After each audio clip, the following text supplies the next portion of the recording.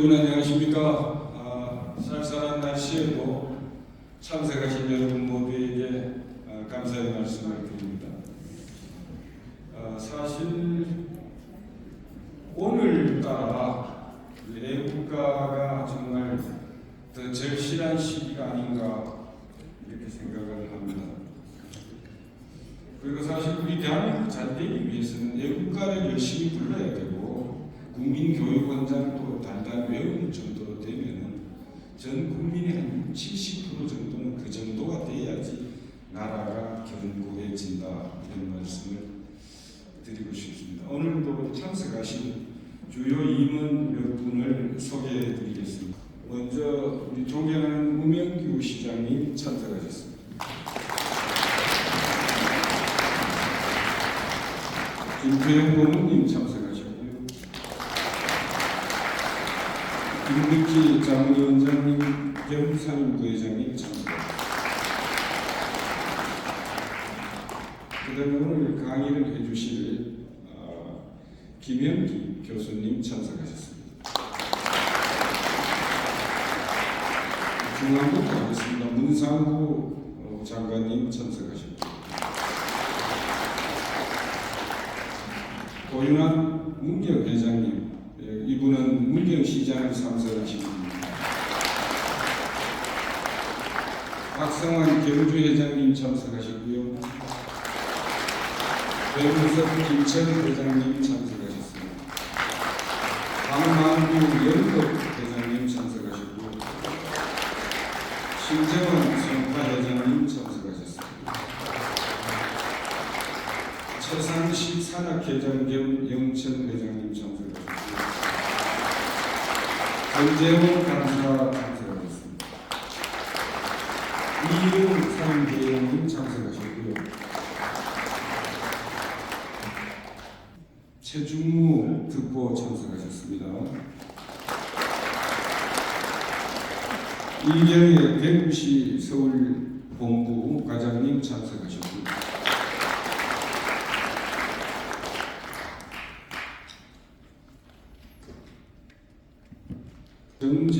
박정희 대통령 헌창사업회 수석부회장님 참석하셨습니다. 그다음 고양시에서 오신 분들 모두 일어나시죠. 예, 고양시에서 오신 분들.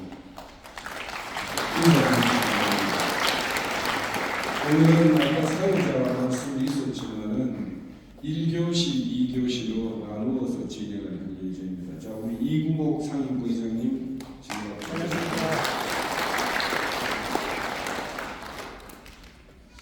따라서 주임부회장 참석하셨습니다. 장영권 특보도 일어나서 그래서 중전몰수가 되죠. 자, 그리고 사무총장, 각 시군의 사무총장님들 좀 일어나세요. 일어나시면 제가 얼굴을 다 적었는데, 자, 이대우 김천 총장, 유병철 경기총장, 박진철 유성 총장, 윤영대 연극 총장, 정하수 봉화, 권오윤 문경, 선글라스를 막 벗어, 손문술 달성. 제가 공책을 제가 제가 이 워낙 제 동생 같은 사람인데 또 실리에서 선글라스 쓰면 안 거예요. 자, 그다음 김창수 영천 총장, 박수 한번 보여주세요.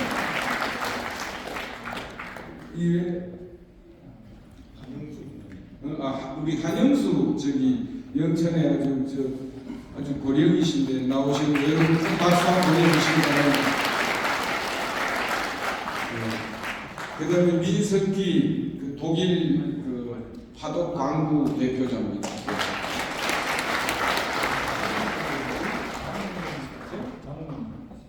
자문위원님들 다 일어서시죠. 예. 자문위원님들 박수 한번 보내주시기 바랍니다.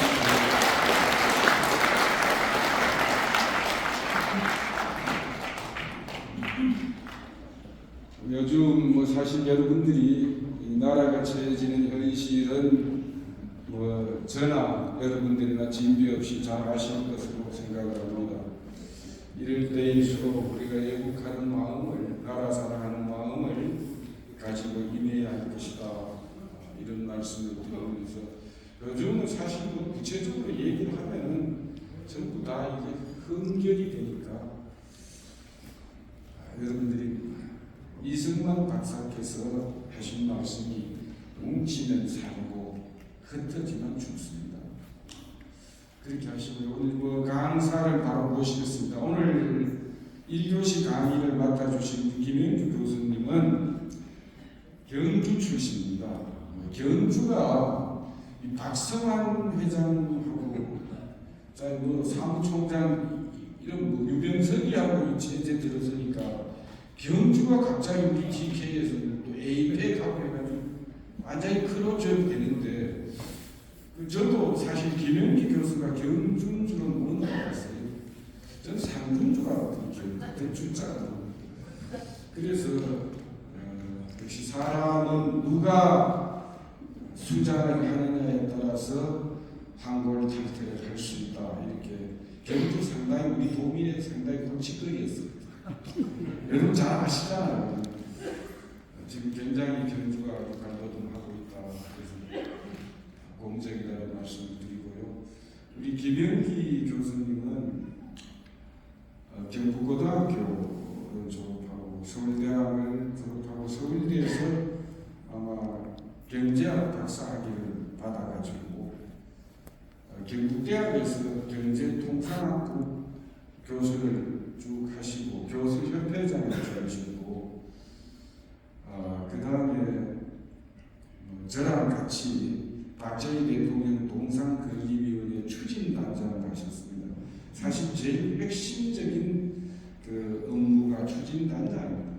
뭐 저 같은 공동위원장은 여러 명이 하는 거니까 또 그렇게 해서 아마 이분한테 오늘 뭐 주옥 같은 강의가 나올 것 같고 그래서 애국 강연도 많이 해주실 것 같고 해서 우리 김영기 교수를 단상으로 모실 때 여러분들 우레와 같은 박수를 보내주십니다.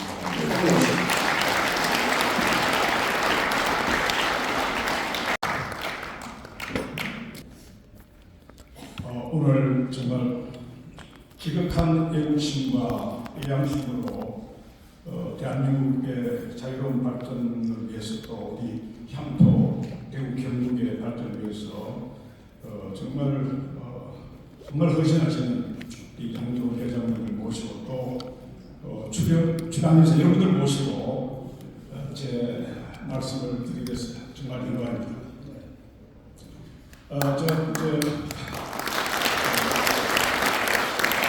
장조 회장님과 함께 박정희 대통령 동상을 작년 10월 5일 경북도 청라 천연숲에 세웠습니다.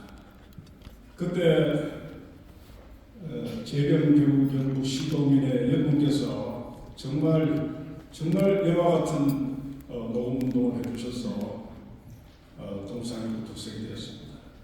오늘 제 강연 내용은 동상 건립과 관련해서 박정희 대통령의 대한민국 만들기에 관한 주제로 여러분에게 말씀드리게 되겠습니다만 사실 여기 계신 분들은 아마 박정희 대통령 시절에 살으셨고 잘 아실 겁니다. 저는 이제 경제학자로서 제가 대학 12학번 1971년 유신대에 들어가가 우리 김문수 선배를 장만해가지고 운동부에 생각이 돼서 박정희 대통령에 대한 그 잘못된 생각을 하다가 제가 학자로서 교수로서 연구가 좀 깊어지고 안목이 넓어짐에 따라서 내가 틀렸다, 박정희가 옳았다 이런 생각을 가지면서 동상 건립에 동참을 하고 오늘 이제 이 말씀을 드리게 되었습니다.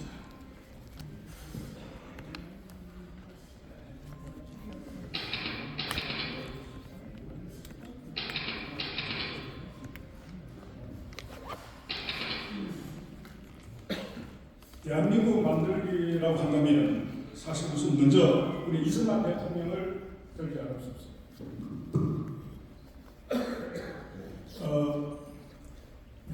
우리 이장호 감독 별들의 고향을 유명한 그래서 다큐멘터리를 만들었습니다. 저도 시사회 회장님과 같이 참석해 봤습니다. 이재용 감독 말씀이 내가 그동안 박정희 대통령과 이승만 대통령을 좀 비판해 왔는데 그 반성으로 이 다큐멘터리를 만들었다 이렇게 말씀하셨습니다. 사실 대한민국 만들기 이야기하려면 우선 이승만 대통령 이야기하지 않을 수 없습니다. 그렉 브라진스키 건국전쟁에서 인터뷰 나온 겁니다. 미국 조지 워싱턴 대학의 역사 교수고 동아시아 전공이고 한국에 대해서 잘 압니다. 한국민의 대투어로 해서 정말 잘한 이분의 책을 있습니다. 대한민국 만들기 40건국대부터 80년까지를 담아놨습니다.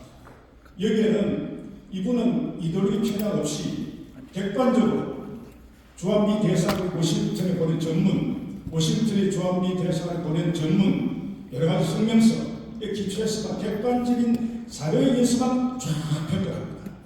그러면서 대부분이 이승만 대통령과 박정희 대통령이 어떻게 대한민국을 만들었는가, 미국에 예속되지 않고 가끔은 계약하면서 주체적으로 어떻게 대한민국을 만들고 해서 아주 잘 써놨습니다. 오늘 이제 뒤에 가게 되면 이 책의 내용도 일부 소개가 됩니다.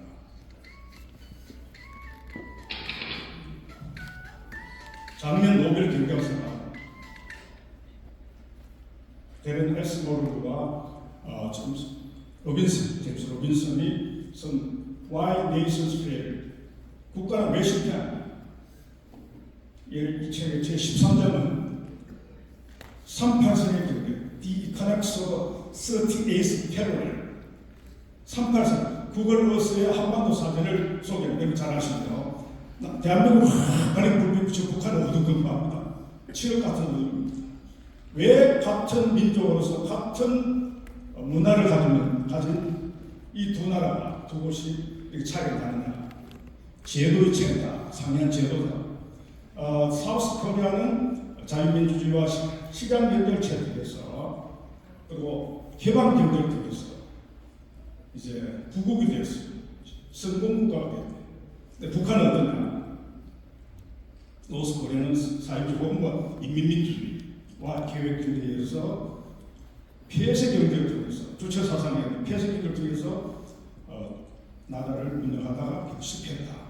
실패국가다. 이렇게 해서 이제 대비를 하고 있습니다.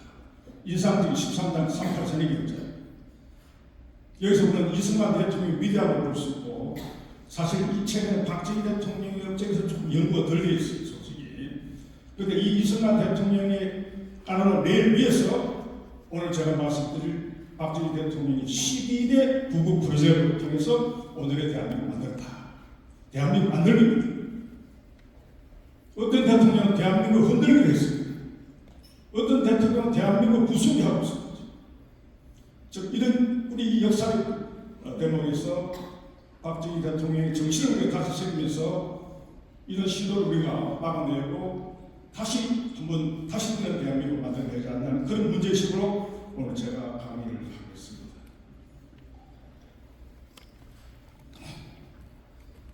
박정희 대통령에 대한 수식은 많습니다. 저는 세 가지로 정리합니다. 첫째, 혁명가였습니다.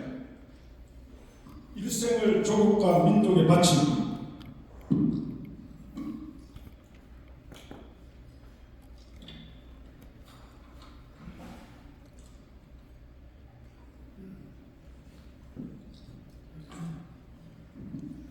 혁명가였습니다. 군사혁명이었습니다.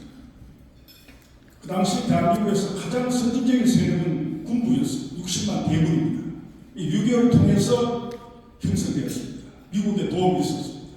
가장 선진적인 교육을 받은 것이 군부였습니다. 다른 데 별로 조직이 안 되고 학생들이 좀 있었지만 아주 분산적이고 국가 발전 비전도 없습니다. 그런데 이 군부의 엘리트들은 국가 발전 비전을 갖고 있었고 그 제일 위에 헤드가 바로 박정희 대통령이었죠. 혁명했습니다. 목숨을 바쳤습니다. 저는 목숨을 바치다는 데서 저는 강조하고 싶습니다.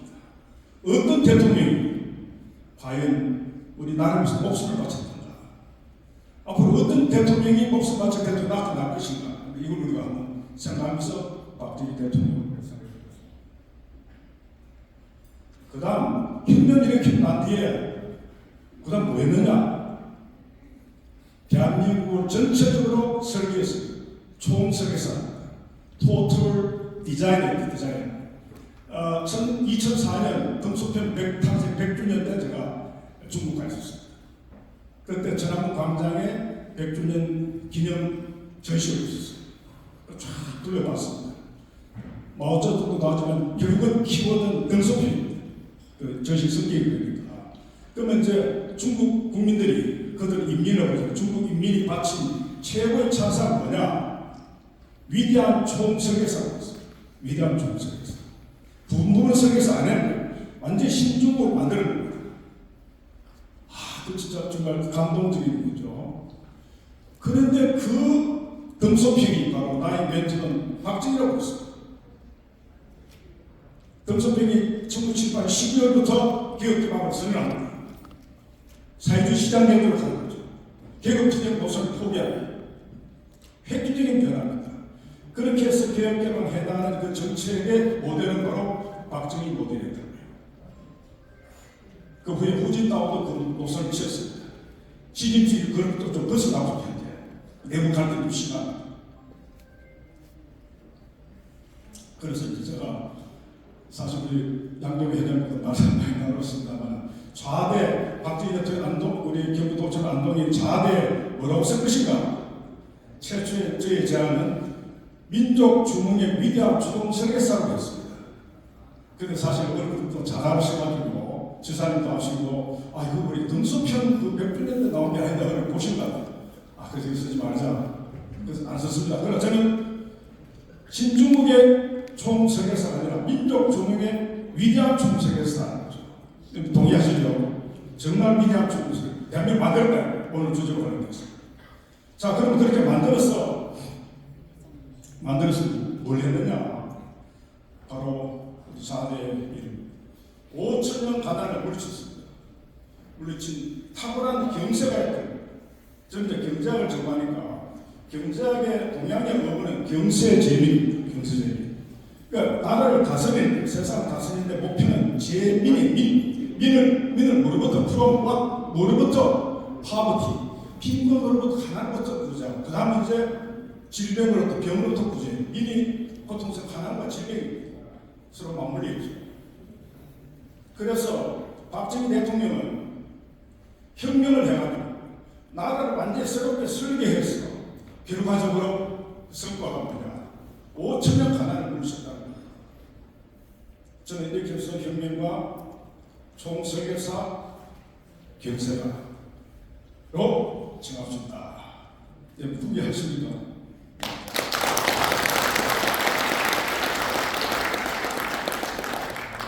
그래서 이제 먼저 경세가 측면으로 가기 전에 혁명가로서의 박정희 면모를 보도록 하겠습니다. 목숨은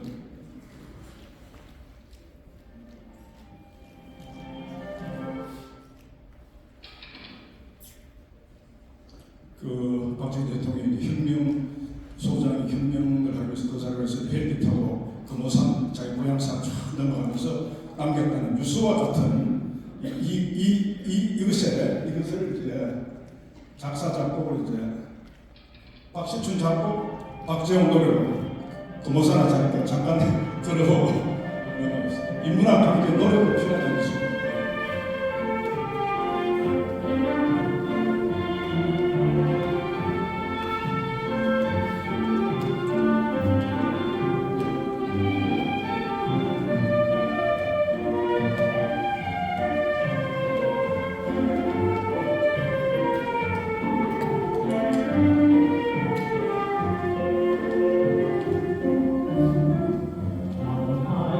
이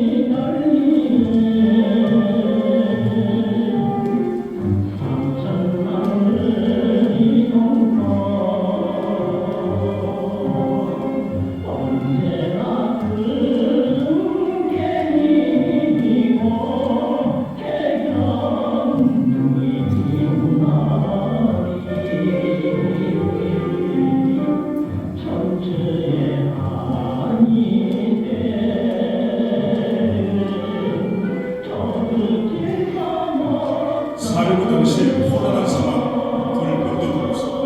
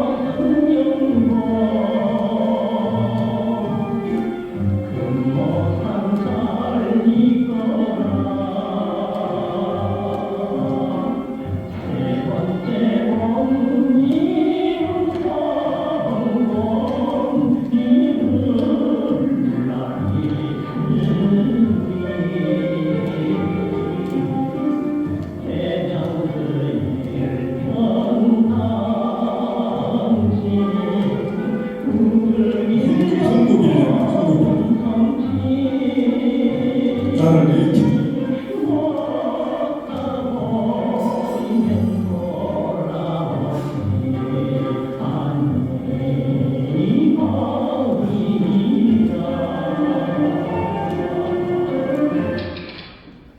이렇게 해서 혁명가로서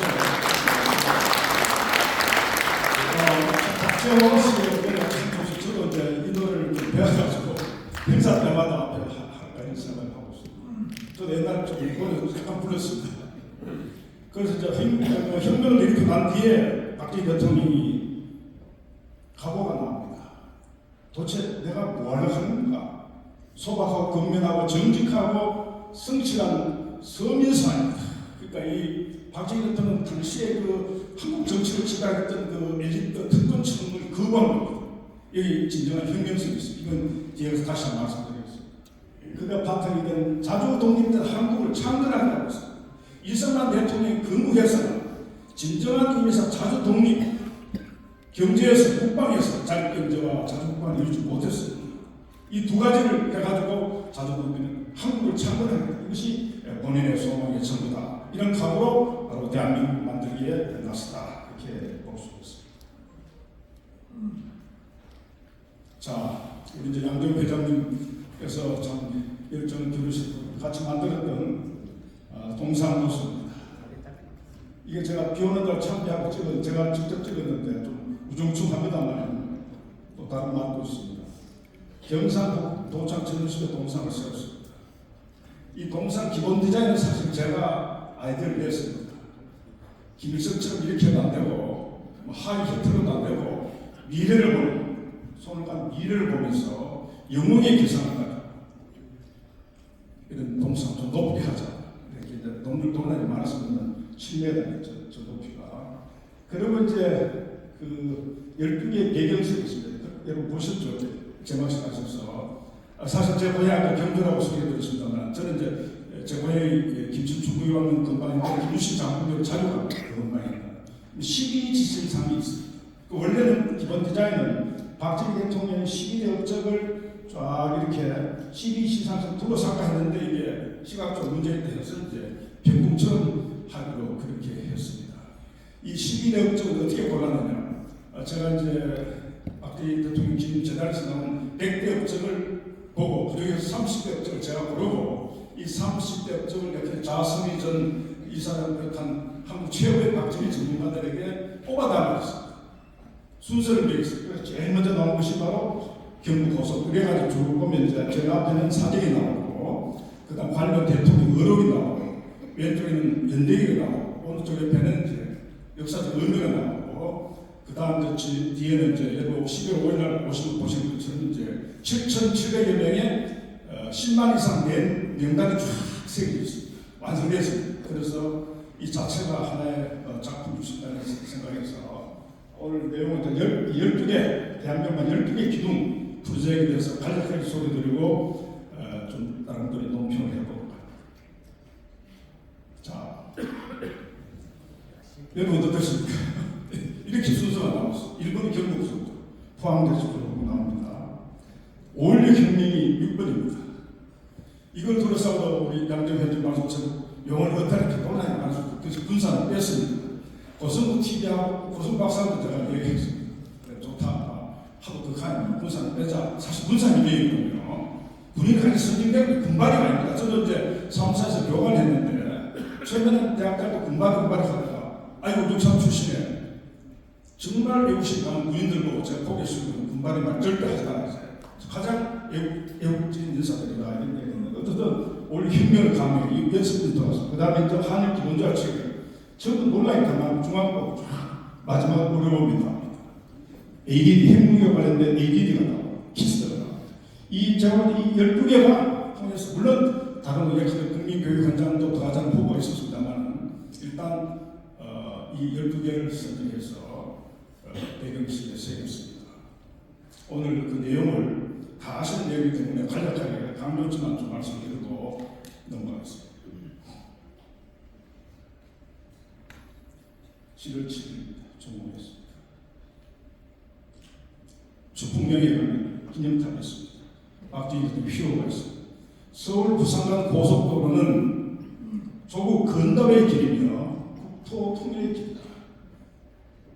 이 경부 고속도로에 얼마나 논란이 많았습니까?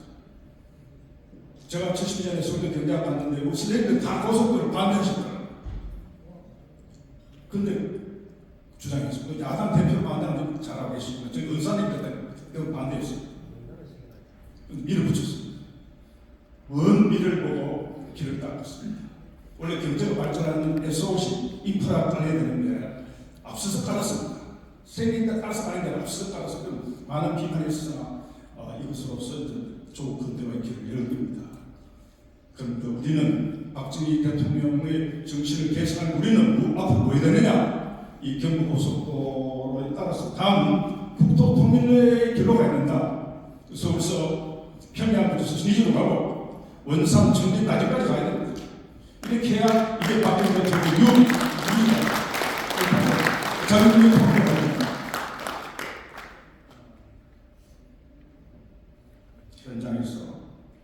현장에서 고속도로 노래겠다를 이번에 와서 이현상 작사, 김동진 작곡입니다. 작가하고 있습니다.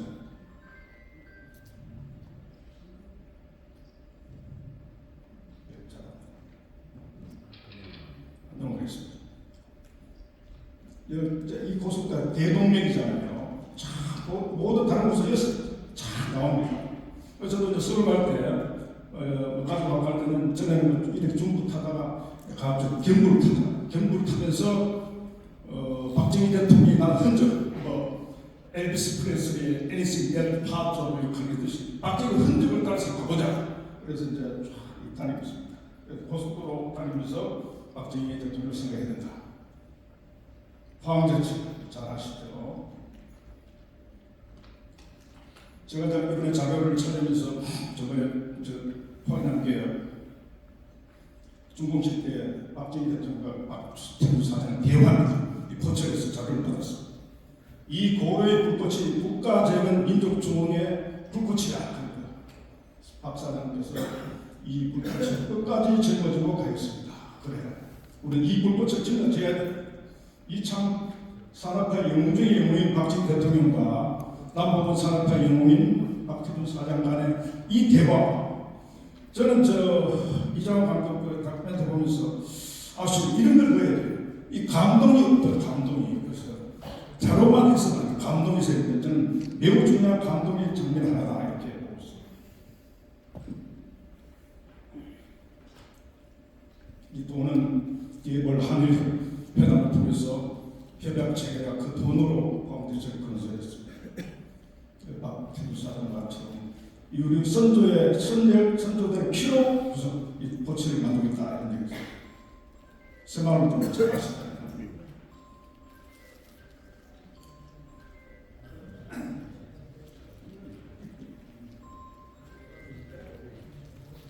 제가 72년에 그때 대학 들어가니까 이 새마을이 발전해서 이제 서서히 도시 공장 새마을로 발전을 해왔습니다. 근데 우리 새발운동은 농촌 개조운동을 넘어서 국가혁신운동되고 오늘 나아가 세계를 개조하는 제3세계 세계로 개조하는 운동으로 발전하고 있다. 2013년에 유네스코 기록유산에 등재되어 있습니다. 산림독화도 유명한 산이 푸르게 변할 때까지 나는 유럽에 안 가겠다. 독일 가면 숲이 참 울창한데 충격을 받아서 이런 큰 각오를 하고 이제 산림독화를 했습니다. 그래서 전체 산의 50% 민둥산을 푸른 숲으로 바꿨는데 1960년에 입방미터당 헥타르당 5.1방미터에서 2020년에 165 입방미터로 이렇게 엄청나게 숲이 우거졌습니다. 근데 우리 반일 자본회가 싹을 내고 좀 야단입니다. 이거 이제 현대적 개념 이야기입니다. 탄소 중립시대입니다. 사실 이 기후 변화를 막는 가장 중요한 것은 세계적으로 좀 이야기하는 것이 바로 포리스트 이코노미, 이 산림경제, 산림경제. 그러니까 기후 변화에 대응하는 새로운 경제가 목적은 이제 케어 이코노미도 오지만 이제 기후 변화에 대응할 경제가 포리스트 이코노미인데 아시다시피 산림은 이 CO2를 빨아들이고 산소를 냅니다. 근데 바로 미래 탄소 중립 시대를 대비한 탁월한 선전지면을 박정희 대통령이 하셨습니다. 그래서 미국의 레스 브라운 어스 팔레스 인스티튜트 지구정책연구소장이 이런 말을 했습니다. 한국의 산림독화는 세계적 성공작이며 한국이 성공한 것처럼 우리는 지구를 다시 풀어게 할 수 있다. 지구를 풀어게 했습니다. 뭐 그린피스니 뭐 녹색다, 독일 녹색, 유럽 녹색다 전부 이 사실은 전부 박정희 대통령 한수 안에 그 말만 했고 실제 이 산림독화를 통해서 코리아가 기준을 창출했다.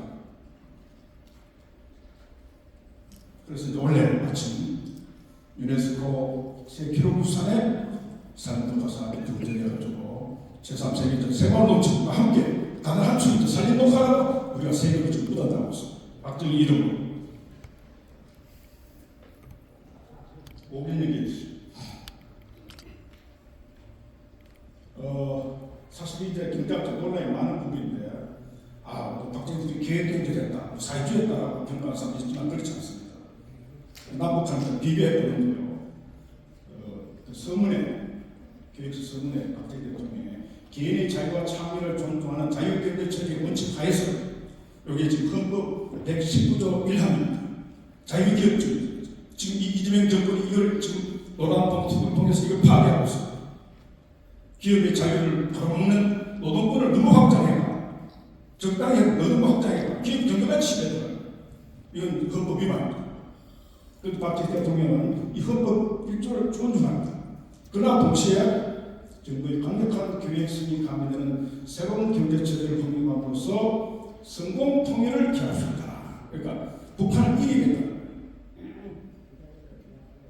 그래서 우리 이론적으로 북한의 계획 경제는 이제 사회주의 계획 경제, 명령책, 임퍼러티브 플래닝. 그런데 박정희 대통령의 계획은 유도적 민간을 투자하게 만들어줍니다. 인센티브 줍니다. 뭐 수출 특혜 준다든가 금융, 재정상의 특혜를 줍니다.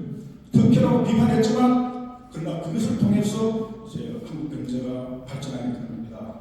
그래서 유도적 인디케이터, 지표를 제시해가지고 자꾸 이제 투자하게 만들어갑니다. 이게 유도적 계획인데 바로 유도적 계획을 실시한 대한민국의 경제가 명령적 계획을 실시한 북한의 경제가 압도됩니다. 박정희 유도적 계획의 기밀성에 명령적 계획을 이겼다.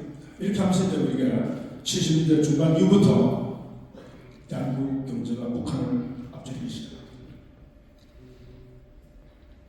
자, 올해는 논란이 많은 부분인데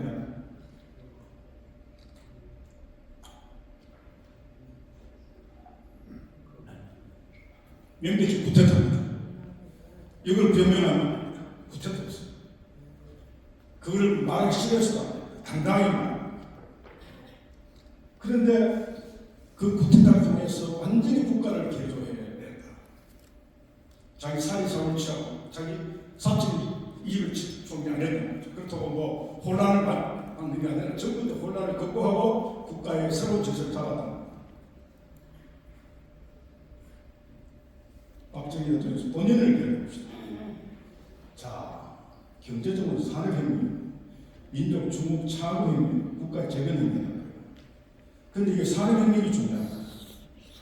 이승만 대통령까지는 제1차 산업혁명까지 왔습니다. 그래서 일제시도 진행된 연구업, 경공업 중심입니다.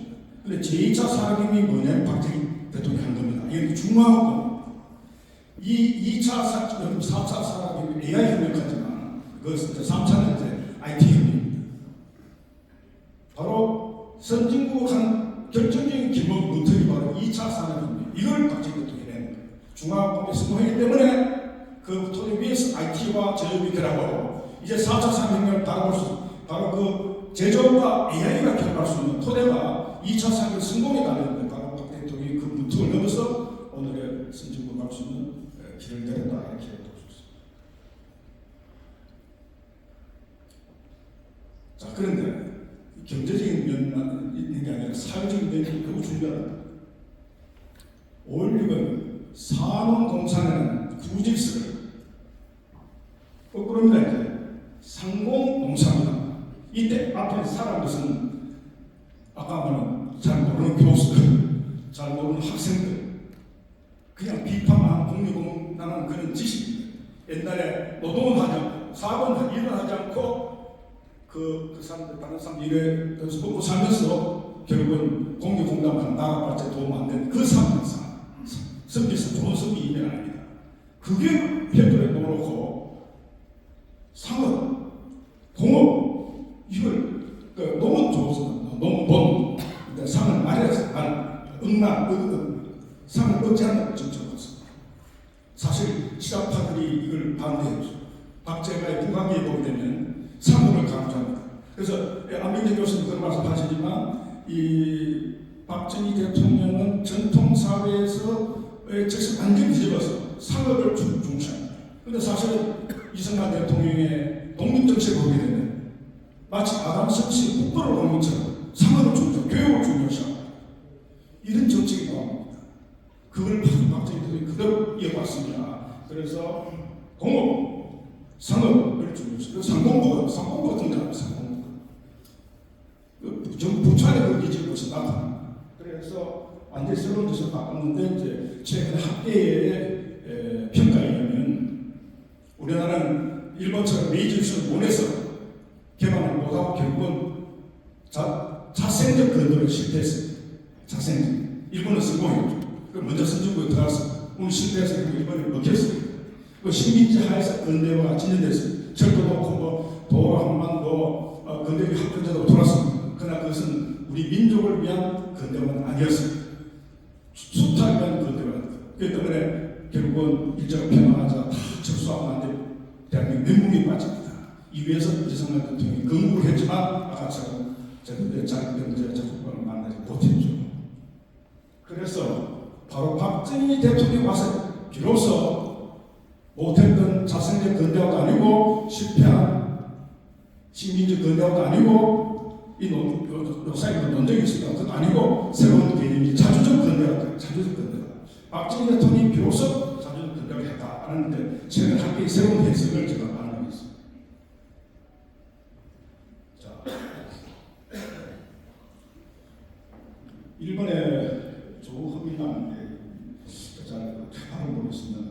모 기독전을 강국 그래가지고 또 하나의 한국이라는 70년 책에서 5.16은 한국 최초의 민주혁명이었다. 이게 무슨 말이에요? 4.16은 민주혁명 아니었어? 심지어는 요즘 뭐 동학혁명까지 이야기할 수 있는데 동학혁명 결국 그런 것도 아니었어요. 왕조를 항상 생각했습니다. 4.16은 의회에서 사회 질서를 바꾸지 못하고 오히려 사회를 무질서를 바꾸고 결국은 이성원대도 하향 끝났지 아무도 안 바뀌었어요. 구질서는 그대로 있었어요. 바로 양반 정치의 종지부를 찍었다. 5.16 등장해서 군부가 등장해가지고 이 군부도 좀 빈민청이 아니라 부유청이 아니었어요. 엘리트청이 아니었다. 그래서 결국 5.16 군사혁명은 그 낡은 정치, 양반 정치를 정상하는 그런 의미에서 민주당 사회 구조를 바꾼 겁니다. 이 새로운 예수 세뮤얼 버그 5.16 직후에 부임한 주한미국 대사 아까 그렉 브라든스 책에 나옵니다. 자 돌아가자 딘러스크 케네디 정부 딘러스크 국무장관에게 이제 보고를 합니다. 한국 정부가 정권 자체의 대중적 이미지를 손상하는 권위적 군사적 특징을 일부 가지고 있지만 이들의 열정, 에너지, 진짜 상상력 대단하다. 엄청나게 높이 평가합니다. 박정희에 대한 평가입니다. 위로부터의 진정한 혁명을 시작해서 한국 사회의 근본을 바꾸는 광범위한 개혁을 추진했다. 르스크 국무장관이 보내니까 케네디도 보고 그래요? 처음에는 남도당 출신이고 좌파이냐 하다가 이 보고에 의해서 오케이 됐다. 그래가 이제 케네디 대통령이 박정희 소장을 의장을 이제 초청하게 되죠. 한일 기본조야. 논란이 많았습니다. 저도 대학교 때 이야기가 많이 나오더라고요. 선배들이 여기 많이 관여되어 있었어요. 운동부터. 박정희 대통령이 이제 타격하고는 강화문을 불패합니다. 국민을 설득합니다. 일본은 우리의 불구대천의 원수다. 그러나 국민 여러분, 아무리 어제의 원수라도 우리의 오늘만을 위해 필요하다는 그들과도 손을 잡는 것이 국민민복을 도모하는 현명한 대처가 아니겠습니까? 이렇게 합니다. 정말 뛰어난 국가 제도를 잡았어요.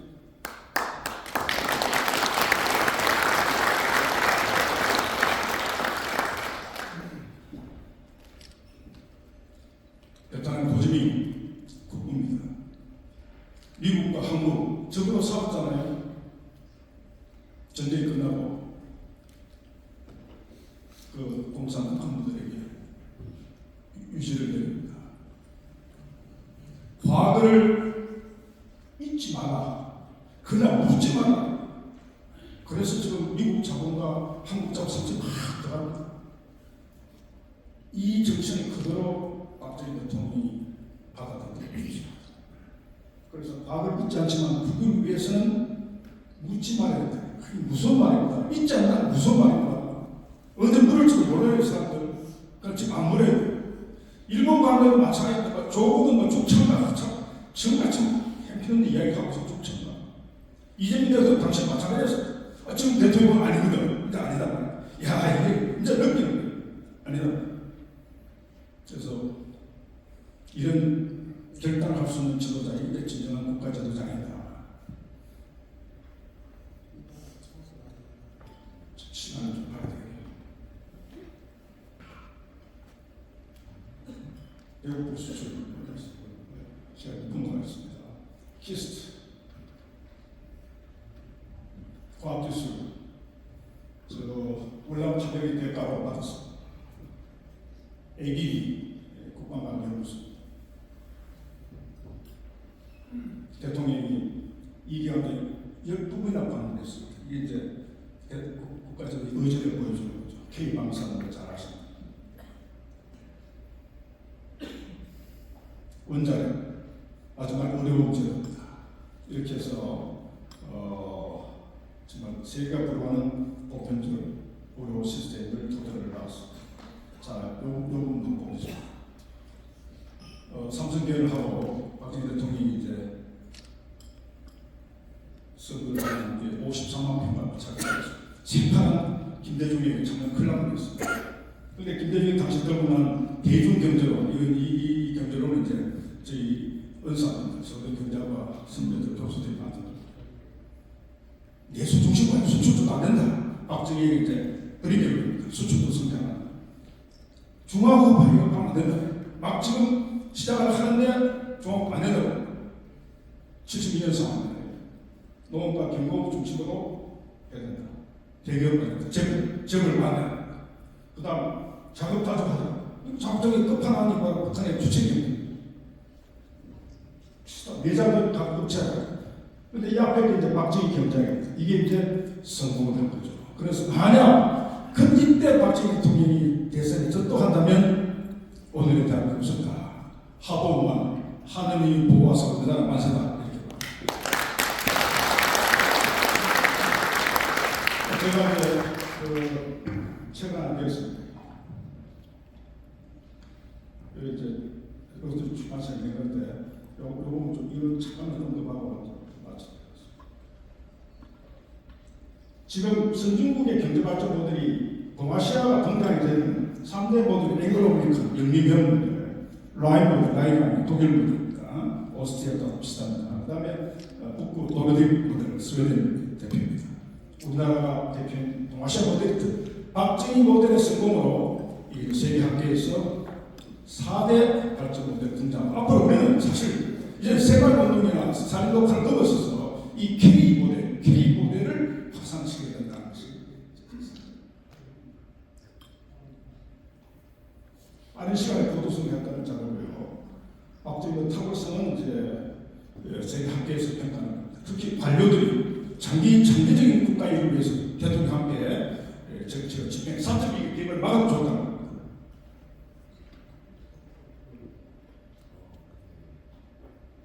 제가 이제 그 동상 그 직전에 조선일보 김민도 기자를 했는데 심화관계상 생각을 했습니다. 마지막으로 제각식 때 그 이태수 매일신문서 주간이 박정희라는 시가 있습니다. 또 제가 시간에 있으면 좀 낭독하겠지만 생각했는데 제가 놀라운 것은 이 시가 오늘 제가 강의한 그 내용 그대로 다가가고 있습니다. 이 살각을 인문학으로 바꾸면 탁월한 것이 이제 혹시 한번 나도 찾아보십니다. 자, 마지막으로 진짜 마지막입니다. 제가 16, 우리 회장도 양해해 보셨는데 16일에 이제 그 동작동 가는데 그 전날 연락을 받아가 학생들이, 청년들이 박정희 대통령 소식을 한다는 것입니다. 이거 새로운 현상입니다. 윤석열 의견이 아니라 박정희 의견을 들고 나오고 있어요. 야, 새로운 현상이다. 이렇게 본 거예요. 제가 그 따라다니면서 사진도 찍고 있습니다. 이 사진 제가 직접 찍었죠. 경북 영춘거리에서요.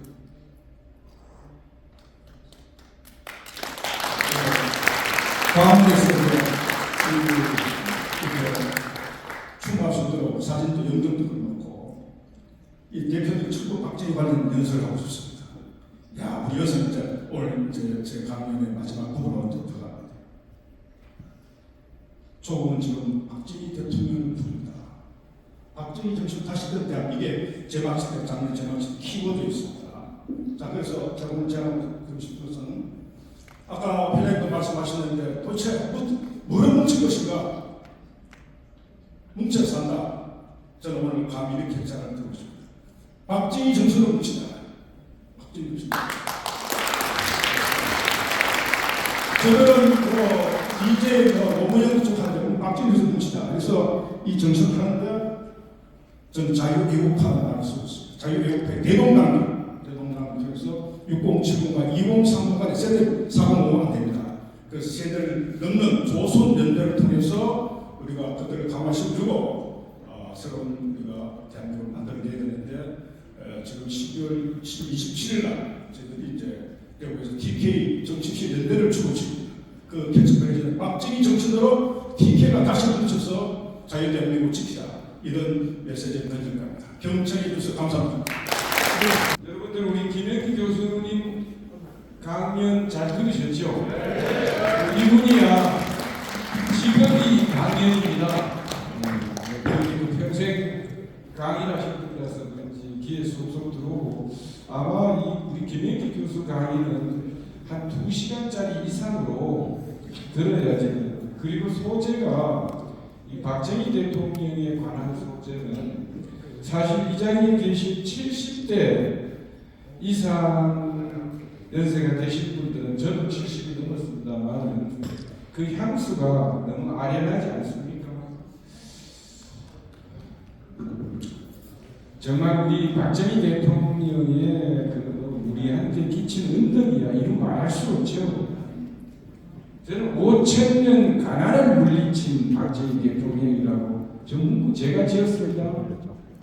여러분들 이때 박수 한번 보내야 되는 거 아니에요? 사실 아까 우리 자료에 보면은 박정희 대통령은 비장각오로 혁명을 하신 분이고 그걸 몸소 실천하신 분이다. 저는 아까 여기 그 금오사나 자리거라 그 시를 보면서 갑자기 그 남이장군 시가 생각이 났어요. 그 뭡니까 뭐 백두산 돌은 칼갈 없애고 두만강 물은 말 먹여 없애고 차라리 이 시대 나라를 평정 못하면 그 누가 후세에 대장부라 하리요 하는 거 있지 않습니까? 그런 비범한 분들만이 가질 수 있는 사고력이다 이렇게 생각합니다. 그리고 뭐 산업공상, 산업공상, 상공, 농사 바꾸신 것도 사실 옛날에는 그 사자가 선비사자 아닙니까?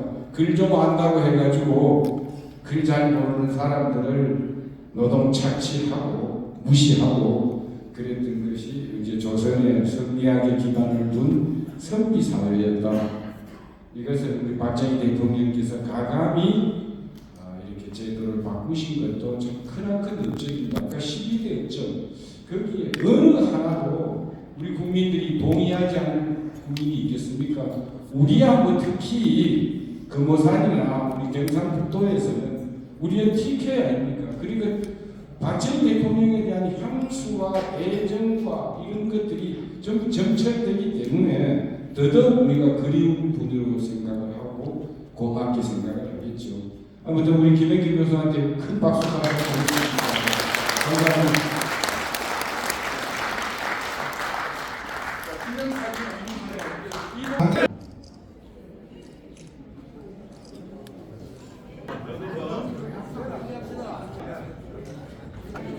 이동환 고향 특례시장께서 김준차 강연은 엄숙한 분위기에서 경청해야 됩니다. 시장께서는 경북 영천 출신입니다. 영천 출신이시고 고려대학교 공대를 졸업하시고 아마 박사학위는 연세대학에서 받으신 걸로 아는데 맞습니까? 예, 맞습니다. 예. 그리고 지금 현재 100만이 넘는 고양 특례시 시장으로 재직 중입니다.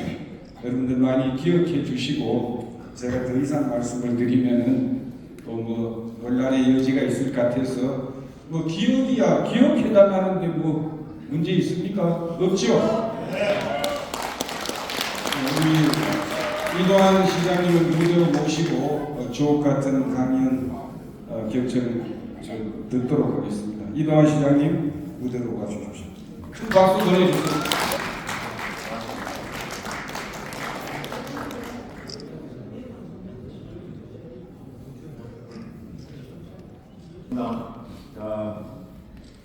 아까 또 우리 양재원 회장님께서 말씀해 주신 것처럼 저는 경북 영천에서 태어나서 대구에서 초중고등학교 그리고 이제 대학도 서울에서 다녔습니다.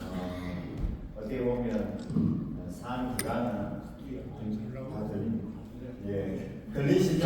네. 산 기간은 얼마 저희 고향에서는 한 11년 정도 살았습니다.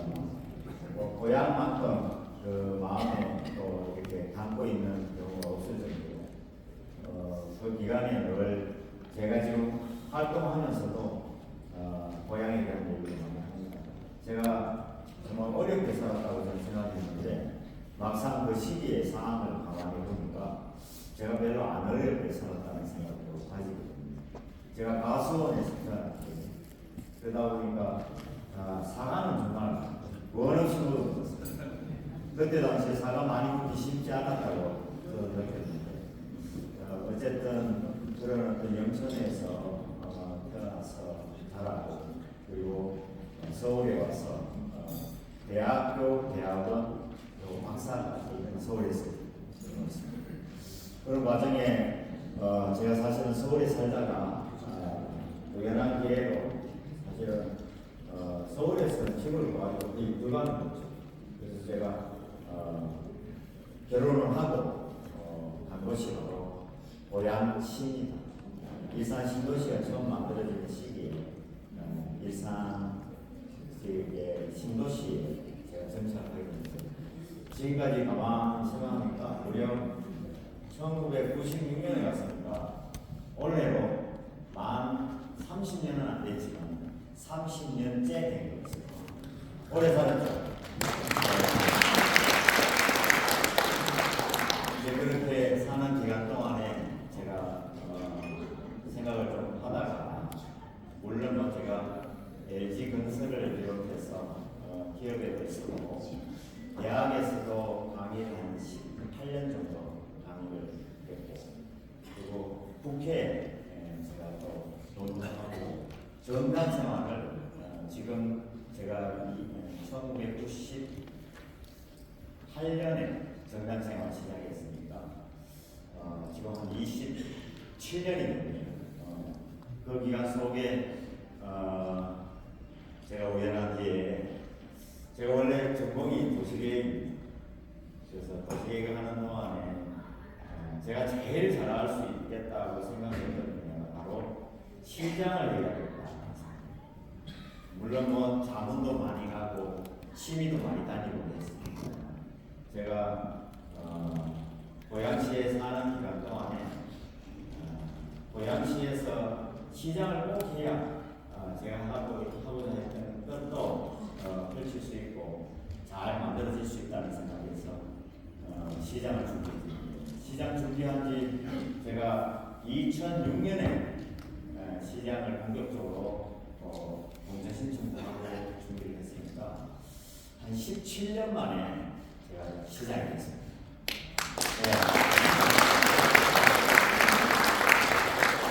그렇게 하다 보니까 제가 수많은 어떤 과정들이 있어서 쉽게 무슨 일이든지 쉽게 이루어지는 일이 없다 하는 것을 제가 느끼게 됩니다. 저 자신도 어떤 면에서는 고양시에 살았던 그 기간이 저한테 상당히 의미도 줄 뿐만 아니라 제가 국가에 대해서 아니면 나라에 대해서 고민할 수 있는 기회가 됐다는 생각이 듭니다. 그런 과정에 오늘 이렇게 주제 말씀드리는 내용 중에 하나가 어떻게 보면 국가 경쟁력이 도시 경쟁력에서 시작합니다. 도시 경쟁력이라는 의미를 오늘 이렇게 조금 말씀을 드리고, 또 오늘 이런 자리에 다른 보다도 이렇게 많은 분들이 계실 줄은 생각을 못했습니다. 저는 강의를 뭐 150명씩 하고 이럴 때도 있었지만 이렇게 또 우리 고향과 우리 대구 경북에 계시는 분들, 우리 향후에서 이렇게 많은 분들이 함께 할 수 있는 자리에서 제가 이렇게 또 발표할 수 있는 기회를 가져서 너무 영광이 갔습니다. 우리 양재범 회장님께 다시 한번 감사드립니다. 사실 요즘 정말 급변하는 세계 아닙니까? 세계 자체가 그냥 급변하는 것이 아니라 요동친다고 저는 봅니다. 실제로 요즘 기후 위기라든가 그다음에 뭐 요즘 AI라는 얘기도 나오고 실제로 팬데믹 우리가 다 거치면서 보여지는 모습들이 세계 자체가 위기에 봉착되어 가고 있는 겁니다. 근데 그 중에 하나가 정말 요즘 뭐 세상을 뒤흔드는 내용이 있죠. 트럼프라는 아주 걸출한 인물이 등장했습니다. 상상을 초월할 정도의, 이거는 뭐라고 표현하기 힘들 정도로 자국의 이익을 극대화하기 위해서 다른 우방이고 아니면 조금 우방이 아닌 국가 상관없이 그냥 뭐 어떻게 보면 약간의 압력을 가하는 무역이 보호무역주의의 그 모습을 전형을 보여주는 그런 모습을 보이는데, 그거로 인해서 영향을 많이 받습니다. 특히 우리나라 같은 경우에는 수출 주도 국가 아닙니까? 그러다 보니까 그 국가 자체의 영향에 의해서 지금 같은 경우에는 세계 위기가 바로 우리 국가의 위기가 되는 거고요. 저는 국가의 위기 속에 제가 지방자치단체장으로 있다 보니까 바로 도시의 위기가 저는 상황입니다. 저도 답답하게 이럴 때가 없는데 실제로 전 세계에 가깝고 있는 그런 분위기 속에 다 아시는 거기 때문에 최근에 그래도 관세 협상은 잘 이루어지고 졌다고 봐야 되겠죠. 왜냐하면 그런 압력 속에서 이루어지는 일이라서 사실 웬만한 일이라면 이렇게 뭐 이루어져도 안 되는 일이라고 저는 봅니다. 근데 어쨌든 3,500억 불이라는 어마어마한 돈을 현금으로 달라는 이건 무지하다는 얘기를 할 정도로 아주 심각한 내용이죠. 근데 그나마 그래도 2천억 불에 해당되는 거와 1,500억 불을 나누어서 현금으로 전달하는 걸 뭐 10년 정도 만료를 두고 진행할 수 있도록 여건도 마련하고 위기를 조금 극복할 수 있는 여건은 좀 되었다 이런 생각이 듭니다. 근데 요즘 이런 트럼프의 그런 상황을 떠나서 더 나은 것은 요즘 저출산 고령화입니다. 고양시는 그 때문에 굉장히 고민이 많은 도시입니다. 저출산 심각하죠? 전 세계에서 고양시 저출산에 50만 이상 되는 전 세계 도시에서 저출산 1등을 했습니다. 대단하죠? 이거 박수 치고를 참고로 저출산 1등을 했는데 여기 계신 분들은 무조건 그것은 아니니까 여기도 고양시에 계시는 분들 계시죠. 우리나라 자체가 저출산으로 인해서 아주 심각합니다. 지금 어느 정도 수준이냐면 아마 100만 명이 1년에 태어나던 시대에 여기 계시는 분들이에요. 근데 지금은 23만 명, 25만 명 심각합니다. 어느 정도냐면 0.75라고 합니다. 출산율. 근데 우리 고양시는 0.695였습니다. 근데 지금 약간 올라서 0.72 정도로 됩니다. 네, 그런 저출산 시대에 일어난 일들이 너무나 많습니다. 나라가 사라질 수도 있습니다. 지금 그 대체하는 방법이 여러 가지 만들어져야 됩니다. 근데 우리 고령화도 만만치 않죠. 지금 65세 이상의 우리나라에서 이상이 지금 20%를 거의 가까이 다가가고 있습니다. 한 18% 정도 수준을 뛰어넘고 있고 20%가 되면 바로 고령화가 초고령화가 됩니다. 우리 초고령 사회에 접어들면 이제 앞으로 뭐를 어떤 식으로 만들어가야 되는지 고민을 해야 되는 상황입니다. 일본은 벌써 초고령 사회, 고양시도 지금 현재 한 18%를 뛰어넘어 지금 가고 있기 때문에 이런 아주 심각한 위기 상황에 놓여져 있기도 하고 요즘 들어서 점점 더 심각하게 또 얘기되는 여러 가지가 있습니다만 그 중에 하나가 사실은 요즘 고물가도 문제가 되고 그 다음에 경기 침체라든가 AI 이런 일자리 이런 부분에 대한 부족들이 이제 발생하게 됩니다. 제가 우연히 다보스 포럼이라고 다 들어보셨을 겁니다. 그 다보스 포럼은 17년 전에 전 세계 앞으로 나가야 할 방향에서 산업 분야를 얘기했는데 그 산업 분야 중에 하나가 워터, 물이고 또 하나가 에너지고 그리고 또 하나가 푸드입니다. 이게 음식입니다. 근데 우리 현재도 사실 이 세 가지에 대한 부분은 전 세계가 다 어려움을 겪고 있는 상황입니다. 근데 요즘 이 다보스 포럼에서 다시 2025년에는 얘기가 뭐 나왔냐면 진화화 시대를 위한 협업이라고 얘기하면서 AI 얘기가 나왔습니다. AI와 혁신이라고. 그래서 지금 같은 경우에는 아주 이제는 뭐 완전히 전자, IT 그리고 컴퓨터의 첨단 분야에 대한 부분으로 완전히 전환된, 그냥 전환된 것이 아니라 거의 인간의 지능을 뛰어넘는 수준으로 하고 있습니다. 제가 그래서 우리 국가 차원에서 AI 투자를 많이 100조 얘기도 나오고 있지 않습니까? 고양시도 AI, 로봇, UAM 이런 분야의 산업을 육성하겠다고 하는 것이 기본 방향입니다. 국가가 사실은 나가야 할 방향에 대한 부분들이 우리 고양시도 똑같이 느끼고 있기 때문에 고양시가 여건이 어떻냐면 아까 앞부분에 말씀드린 그 부분 다 듣고 있고 또 실제로 가장 심각하다고 생각하는 것이 고양시는 다른 어떤 도시보다도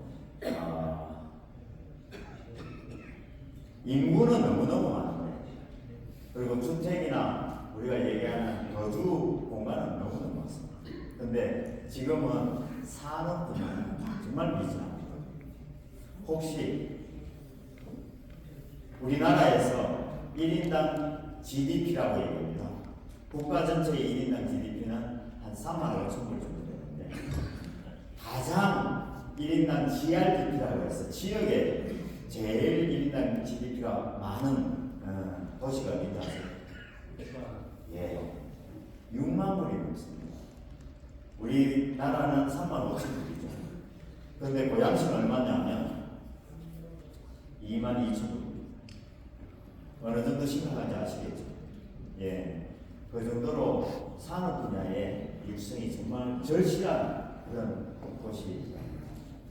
근데 요즘 이런 AI에 대한 부분들이 육성을 해야 되는 이유 중에 하나는 사실 AI 빼고는 이제는 산업에 대한 부분들을 얘기할 수가 없는 상황이었습니다. 그 중에 하나가 또 농업 분야가 그러면 AI 적용이 되는가 이렇게 생각하는데 요즘 스마트팜이 이제 유행이잖아요. 그런 분야 자체가 이제 첨단으로 간다는 걸 의미합니다.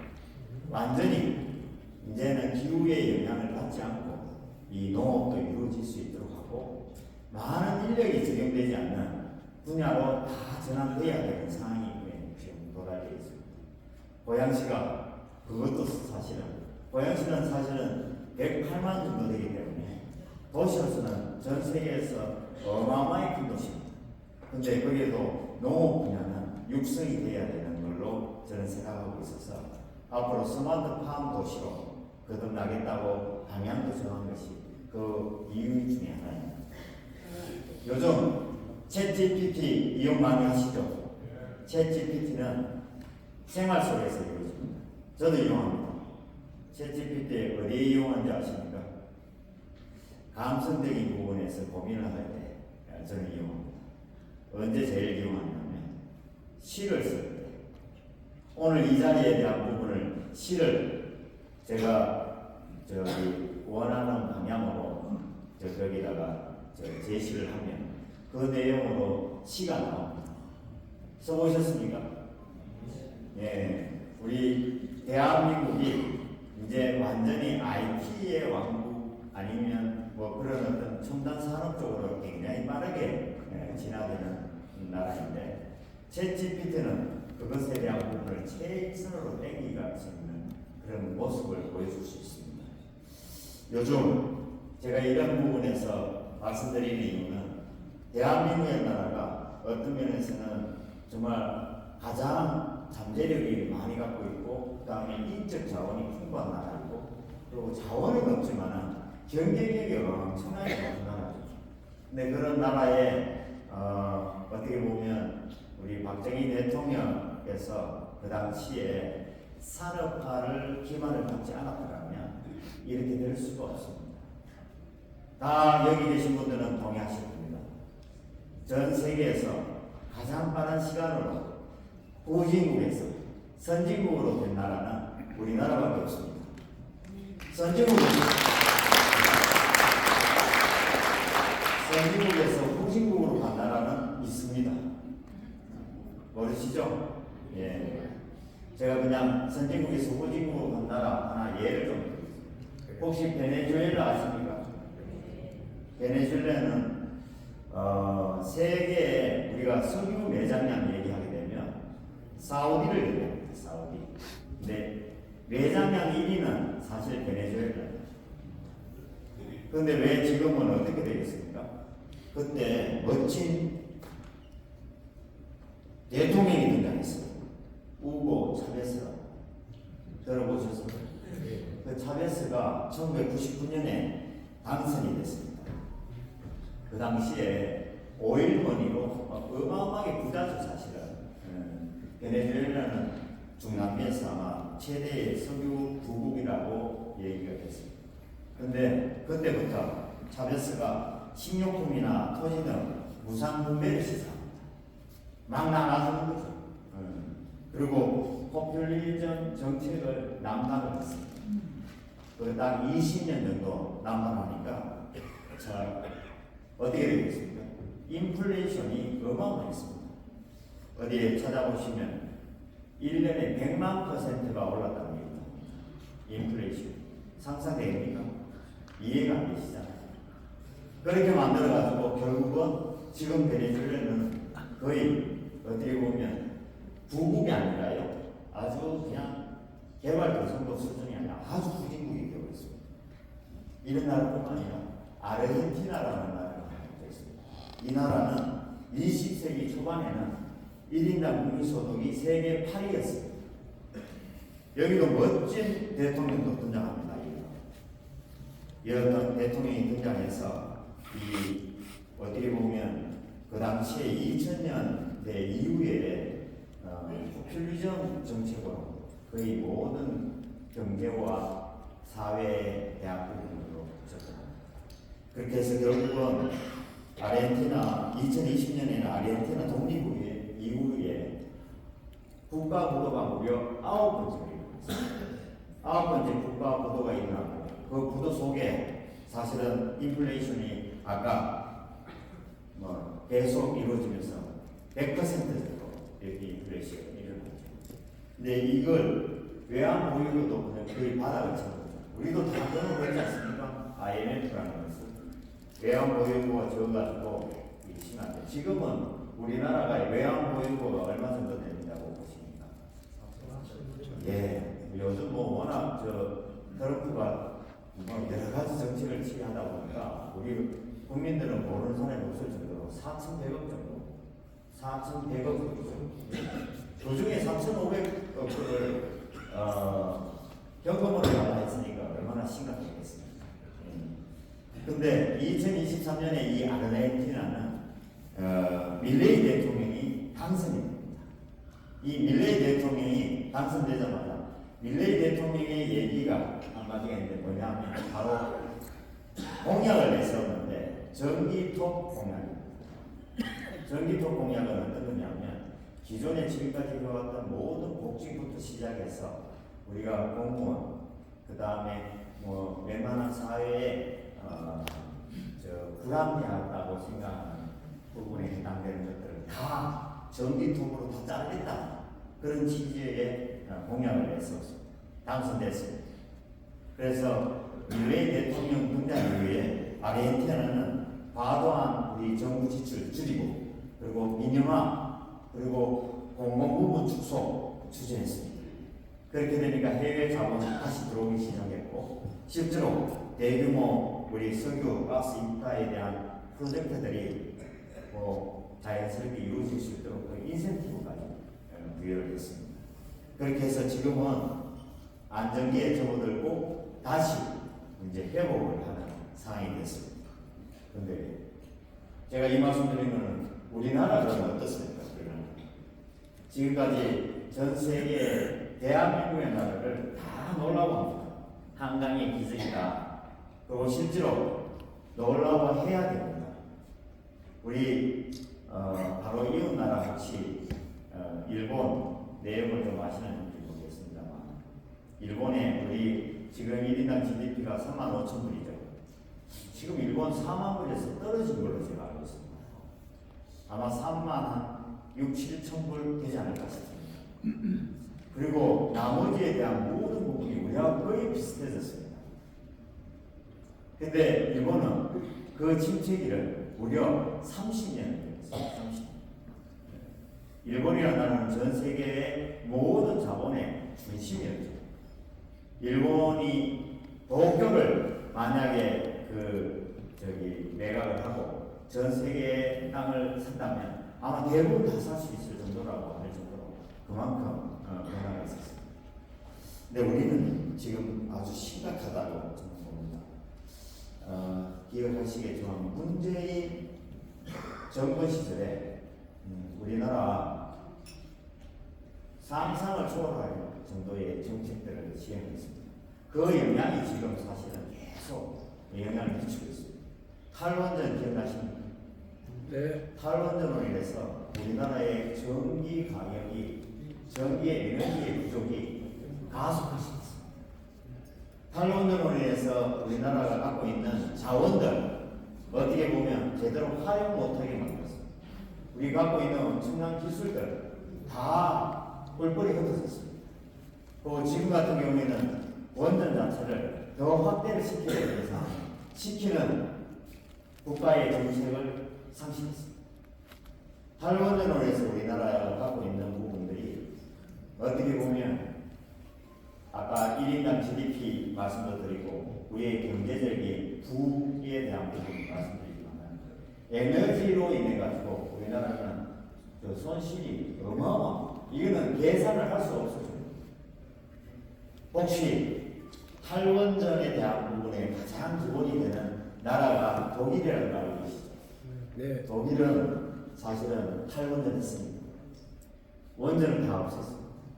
지금 신재생 에너지로 다 넘어갑니다. 근데 전기는 부족하죠. 전기 어디서 수입하는지 아시죠? 프랑스에서 수입합니다. 수입하는 그 전기는 뭐로 만든 줄 아세요? 원전으로 만듭니다. 아이러니하지 않습니까? 탈원전 하면서 수입을 원전으로 수입을 하겠다고. 이것이 지금 그 신재생 에너지 탈원전의 본 모습입니다. 사실 우리 대한민국은 에너지만은 우리가 자급자족할 수 있는 여건을 갖고 있었습니다. 다른 분야는 있을 수 없잖아요. 석유도 다른 데도 아니고 그렇다고 석탄이 많이 나는 데도 아니고 지금 우리가 자원이 없지 않습니까? 근데 그런 나라의 탈원전은 대한민국의 경제를 완전히 망친 그런 대표적인 정책이라고 생각합니다. 이것뿐만 아니라 그 당시에 기억나시죠? 최저임금 기억나십니까? 네.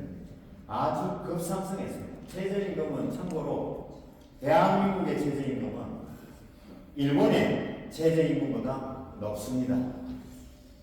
알고 계신지 모르겠습니다만 그 정도로 최저임금을 급상승시켜서 경쟁력을 다 상실하게 만들었습니다. 지금 그 내용을 얘기하면서 그 당시에 또 했던 거 기억나시죠? 우리가 보통 일반적으로 성장이 되려면 모든 것들 경제적인 부분들을 잘 부흥을 시켜야 성장이 되는데 소득을 많이 주면 소득을 많이 지불하면 그것이 주도가 돼가지고 성장한다. 소주성이라고 기억나십니까? 예. 그거로 인해서 기본적인 마인드 자체가 나라를 아니면 나라의 경제 기반을 다 무너뜨리는 과정들이 있었죠. 그것뿐만 아닙니다. 최근에 우리 근로시간 제한하는 것도 그 당시에 만들어졌죠. 52시간 기억나시죠? 전 세계는 52시간 이렇게 제한 안 합니다. 미국만 하더라도요. 우리가 얘기하는 실리콘밸리, MIT 주변에 있는 웬만한 기업들 연구하고 하는데 100시간 합니다. 100시간. 구글도 100시간 합니다. 그런 많은 시간에 일을 하지 않으면 실제로 그만큼 위치에 도달할 수가 없습니다. 그렇지 않습니까? 맞습니다.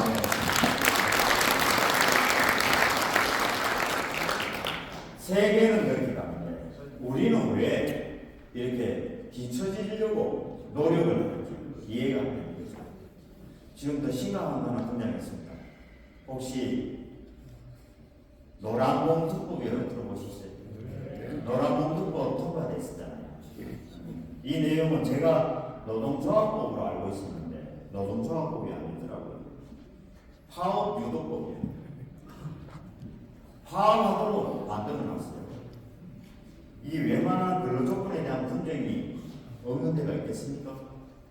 끊임없이 얘기하는데 불법 파업에 대해서 면책특권 부여해버리고 사유재산권에 대한 부분들을 이렇게 침해하는 부분으로 가버리면 이거 어떻게 해결되겠습니까? 노란봉투법으로 인해서 대한민국은 이제는 기업은 대한민국에서 하지 마라 하는 얘기하고도 비슷한 겁니다. 그 내용을 다른 미 상공회의소나 이런 데서도 문제 제기했죠. 그렇게 하지 마라. 이게 우리나라의 지금 현실입니다. 근데 경쟁력을 갖추기 정말 힘들죠. 지금 우리 웬만한 기업들 중국 가 있었죠. 그러다가 지금 인도로 또 가기도 하고. 근데 미국도 엄청 많이 갔습니다. 왜 그렇게 갔겠습니까? 여기서 기업하기 너무 힘듭니다. 그 기업하기 힘든 건데 규제는 점점 더 강화되고 이런 분야를 더 많이 만들다 보니까 사실은 경쟁력을 갖추기는 쉽지 않습니다. 제가 최근에 아까 말씀드린 것처럼 포퓰리즘 얘기하는데 민생 쿠폰 다 받으셨죠? 네. 저는 안 받았어요. 솔직히 민생 쿠폰 국가가 100% 해주기로 했잖아요. 그 해주기로 그때 대통령께서 그런 얘기 한 거 아닙니까? 근데 아니 지자체 보고 우리는 인구가 또 많다 보니까 135억 우리 보고 지원하라고 하더라고요. 아니 갑자기 왜 지자체에서 돈도 우리가 자금이 없잖아요. 예산이 많지 않는 도시인데 135억을 내놔라고 얘기하기에 그것도 조달하면 개십째 걸릴까 싶어서 제가 어쩔 수 없이 135억을 냈어요. 그걸 가지고 우리 고향 시민들한테 민생 쿠폰 발행합니다. 그 135억은 다 부채입니다. 지금 22조 지불한 거 아닙니까? 국가에서 민생 쿠폰 22조 그거 다 미래 세대들한테 다 부담입니다. 다 저 세금으로 가능하지 않습니다. 22조는 전부 다 부채입니다. 그 해결 방법은 앞으로 미래 세대가 책임져야 할 사안입니다. 사실 이런 내용은 수없이 많습니다. 근데 사실 민생 쿠폰에 대해서 KDI하고 우리 그 카이스트 연구에서 나온 내용이 있는데 사실은 효과가 없다고 얘기합니다. 단기간에 잠시 반짝은 나가는데 실질적인 효과는 없습니다.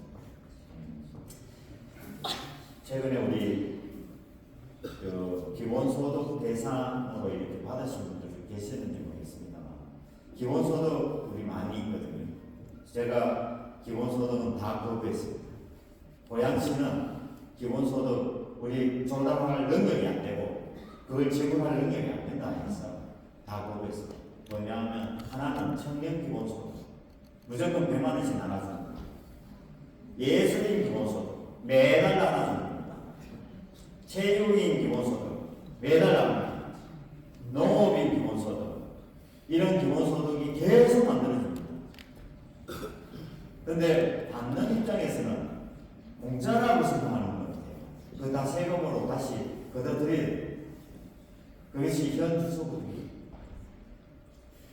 고양시는 사실은 그런 차원에서는 예산이 어느 정도냐면 예산을 일반 회계가 한 3조 정도 되는데 시세로 확보할 수 있는 돈은 7,600억 정도예요.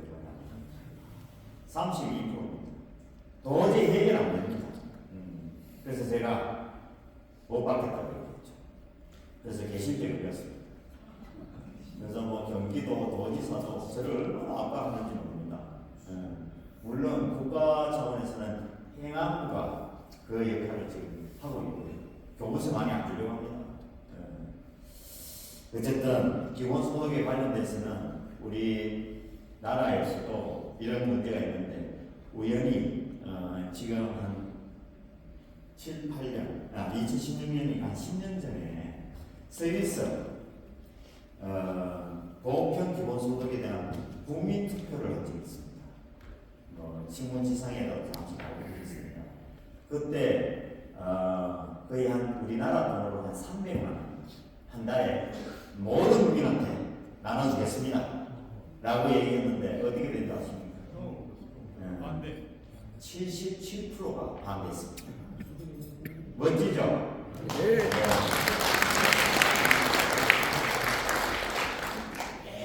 우리도 끊임없이 이런 것을 지금 얘기하는 이유가 뭐냐면 나중에 스위스처럼 그렇게 또 하자고 나옵니다. 지금 분위기가 그렇습니다. 예, 제가 청년 기본소득도 제가 그거로 대체하는 다른 방법을 지금 취하고 있는데 안 줬다고 그 더불어민주당의 시의원들이 매번 얘기합니다.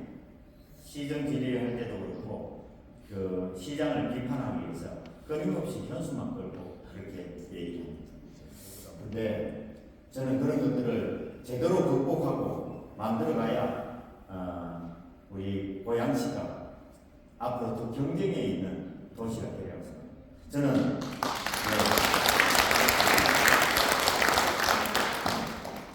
최근에 도시의 탄생이라는 스미스라는 작가가 쓴 책이 있는데 거기에 보면 도시는 인류의 가장 위대한 발명품이다라고 얘기합니다.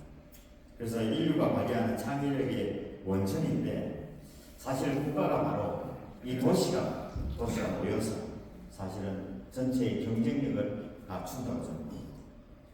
도시가 아주 가장 공밀화되어 있잖아요. 다 집중되어 있고 우리나라의 그 상황을 떠나서 전 세계를 보면 2021년도에 전 세계 도시 인구가 56% 정도 됩니다. 우리나라는 어느 정도 될까요? 93, 4 정도 넘죠. 다 도시에 사시는 겁니다. 우리 전 세계 GDP의 무려 80%가 다 도시에서 이루어집니다. 그래서 그만큼 도시가 모든 것을 주도하고 있기도 하고 그러다 보니까 글로벌 기업의 상당 부분이 도시에 입지를 합니다. 최근에 챗GPT 개발하는 오픈 AI 샌프란시스코에 있는 거 알고 계시죠? 알파고 구글 딥마인드가 런던에 있습니다. 이런 것들이 사실은 도시라는 거의 공간 속에서 경쟁력을 갖추고 만들어가면서 이제는 새로운 변화가 왔습니다. 바로 도시의 경쟁력이 국가 경쟁력입니다. 그래서 제가 지방정부 얘기하다가 아까 제가 우리 고양시 1인당 GDP가 22,000 정도 된다고 말씀드렸죠. 여러분입니다. 우리 룩셈부르크라고 국가가 있죠. 룩셈부르크. 그 1인당 GDP가 13만 5천 불입니다.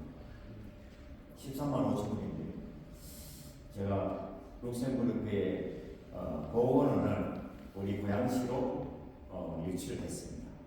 가지고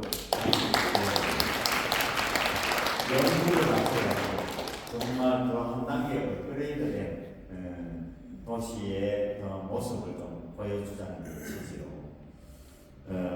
고양특례시가 그런 차원에서는 지금 다른 어떤 분야보다도 산업 분야를 잘 이렇게 만들어가야 하는 현실에 놓여져 있습니다.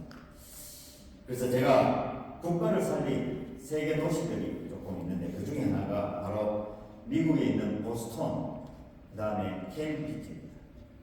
보스턴은 뭐 얘기 안 드려도 아시겠죠. 여기는 도시주도의 혁신이 만든 글로벌 바이오 클러스터가 있는 곳입니다.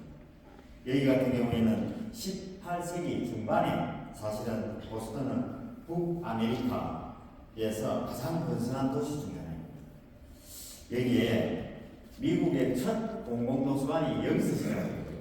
미국의 최초의 공공해변도 여기서 시작됐고 최초의 지하철도 보스턴에서 시작됐습니다. 최초의 종합대학 하버드까지 그렇게 있습니다. 처음에는 섬유, 기계, 선박 이런 분야로 건성을 이뤘었는데 사실 세태기를 가지고 있죠. 그러다가 지금은 어떻게 되느냐? 생명과학이나 백신 개발 분야에는 최고 수준으로 가고 있습니다. 캠브리지 또한 비슷합니다. 여기도 어떻게 보면 캠브리지가 매사추세츠 주에 있는 거잖아요. 여기 보스턴 서쪽에 있고 어떻게 보면 여기도 모더나라고 다 아시잖아요. 그 모더나가 있는 도시입니다. 백신 개발에서 보면서 엄청나고 여기는 정말 엄청난 기업들이 집적되어 있습니다. 아마 전 세계 제약회사하고 한 1,600여 개의 바이오테크 기업들이 여기 집중되어 있습니다. 이것이 결국 도시가 다시 살아나는 모습을 보여주고 있습니다. 제가 아주 조그만 도시 하나 또 소개해드리겠습니다. 스위스의 추프라는 도시가 있습니다. 이 축구는 사실은 인구가 얼마 안 됩니다. 제가 알기로는 인구가 한 12만 정도 되는 작은 주에 해당되는 도시입니다. 여기에 사실은 일자리를 위해서 방문하고 이루어지는 것은 한 2, 30만 됩니다. 인구보다 훨씬 많은 사람들이 여기 움직입니다. 근데 일자리가 정말 풍부하고 잘 사는 지역이기도 하고 축구에 제약 그룹들이 많이 있는데 존슨앤존슨 이런 기업부터 해서 암젠, 지멘스, 메슬라 이런 기업들이 거의 집중되어 있습니다. 실제로 여기는 경쟁력이 아주 높은 지역이기도 합니다. 그래서 지금 우리 요즘 무슨 화폐라고 합니까? 비트코인, 가상화폐죠. 가상화폐가 세금으로도 낼 수 있고 실생활에서 그냥 이용도 가능한 데가 바로 축구입니다. 이 크립토 밸리라는 얘기를 한 것처럼 블록체인에 이런 세계적인 기업들이 17개나 그게 위치되어 있습니다. 하나 그냥 말씀드리면 스페인의 빌바오라고 들어보셨잖아요. 거기 가시면 뭐가 있습니까? 구겐하임 미술관이 있죠. 여기도 원래는 산업도시였는데 어느 날 세락을 거듭하다가 새롭게 번영을 시작했던 도시입니다. 그 중에 하나가 문화산업으로 다시 한번 새롭게 시작을 했고 여기 같은 경우에는 일단은 방문하는 방문객들이 정말 많습니다. 영국의 옥스퍼드는 실제로 대학 도시입니다. 옥스퍼드라는 전체가 다 대학으로 캠퍼스라고 생각할 정도로 만들어져 있습니다.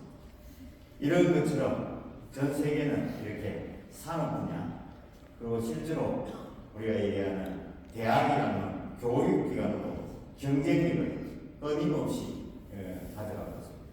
대한민국도 바로 이런 차원에서의 고민이 필요하다는 겁니다. 지금 대학이 죽어가고 있죠. 전국에 있는 대학 중에 거의 반 정도는 정원을 채우지 못합니다.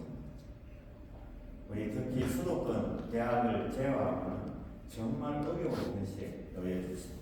이유가 뭡니까? 태어나는 우리 그 자녀들보다 실제로 대학의 정원이 많습니다. 심각하죠. 도시가 사실은 그런 것들을 만들어내야 할 곳이기도 하고 그래서 제가 고양시를 시장이 되고 난 다음에 정말 전 세계 최고하는 도시 만들 자신도 있었고 만들 수 있는 여건도 있고 잠재력을 갖췄다고 저는 생각합니다. 제가 시장이 되기 전에 살기만 했고 거기에 대한 연구만 했었죠. 고양시에 관련해서. 그런데 그 시기에 12년 동안을 더불어민주당의 시장이 고양시에 그 저변이 되고 인프라가 될 수 있는 여건들을 하나도 만들지 않았습니다. 오직 행사와 그리고 주택만 계속 지어냈습니다. 아시겠지만 택지 개발을 민간 택지 개발을 조합주택을 만들어서 주택 보급만 엄청나게 했습니다. 12년간 이루어졌던 일들입니다. 제가 들어서 그걸 다 바꿨습니다. 혹시 여기 GTX A 노선 아십니까? 타보셨습니까? 제가 만들었습니다.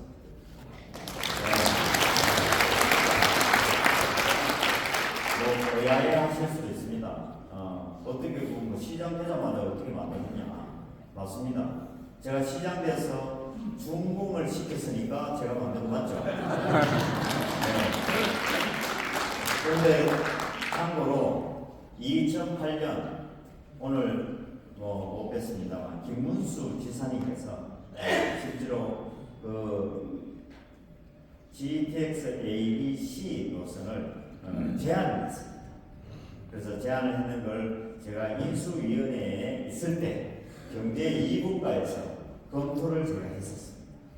검토하고 이거는 앞으로 우리나라 경쟁력을 비롯한 이 교통의 혁명을 일으킬 내용이다 해서 그걸 추진하는 거에 방향으로 진행을 했던 것이 바로 GTX-A였습니다. 그거 제가 만든 거 맞죠? 그렇게 하면서 고양시가 이제는 기반이 될 수 있고 산업이 여건이 되는 환경 만들기 위해서 제가 또 경제자유구역 추진을 바로 시작을 했었죠. 네, 그렇게 하면서 하나하나 이제 챙기다 보니 어느 날 갑자기 전 세계에 GDS 인덱스라고 있습니다. 이게 뭐냐면 글로벌 데스티네이션 서스테이너블리티 인덱스라는 건데 이것이 평가를 유럽에서 평가를 합니다. 평가하는데 거기서 평가를 우리가 세계 도시들 중에서 14위를 했습니다. 네. 물론 대한민국에서는 고양시가 제일 최고죠. 다른 도시는 거기에 들어오지도 못했습니다. 근데 BBC 방송에서 세상을 더 나은 곳으로 만드는 세계 뛰어난 5대 도시 안에 우리 고양시를 포함시켜줬어요.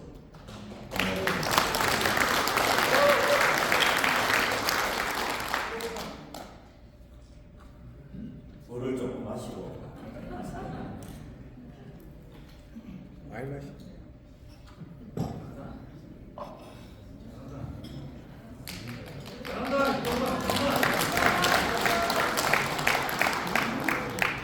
사실 대한민국을 저는 이렇게 만들고 싶습니다.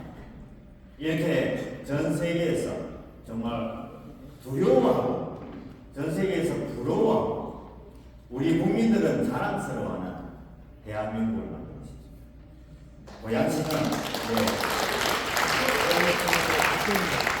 고양시는 사실은 이런 평가 자체뿐만 아니라 최근에 제가 직접 가서 유치를 했는 세계 콩그레스 우리 그 국제회의가 있는데 그 국제회의가 뭐냐면 제10차 세계지방정부연합 아시아 태평양 지구의 고양총회입니다. 2년 전에 제가 가서 유치를 해왔습니다. 그래서 아주 성황리에 잘 이루어졌습니다. 27개국이 173여 개의 지방정부가 같이 참여하는 어마어마한 국제회의였습니다. 거기서 고양 선언을 또 만들어내기도 하고 우리가 한 역할을 가지고 평가를 했는데 아까 저출산도 말씀드렸는데 결혼 빨리 시켜야 되잖아요. 저는 결혼 정년기가 20살이라고 자녀는 세마나 자녀이자 이걸 캠페인을 제가 하고 있습니다. 그렇게 캠페인하고 좋은 환경 만들고 아이 키우기 좋다 이렇게 소문이 나가지고 국가 브랜드 대상 아이 키우기 좋은 부문에서 대상을 2년 연속 받았습니다.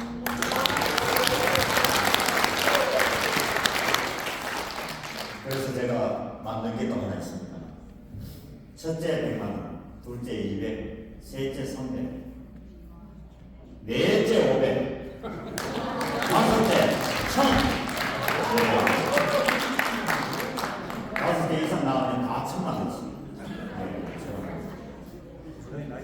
그래서 다 고양시로 오라고 지금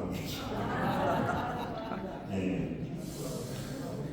그래서 고양시가 사실은 1992년에 시로 승격되고 2022년 30년이 딱 지나고 난 다음에 특례시로 바뀝니다. 인구가 1992년에 26만 하던 인구가 2022년에는 108만 됐습니다. 4배가 늘었습니다. 엄청나죠? 그게 지금 고양시의 현재 상황입니다.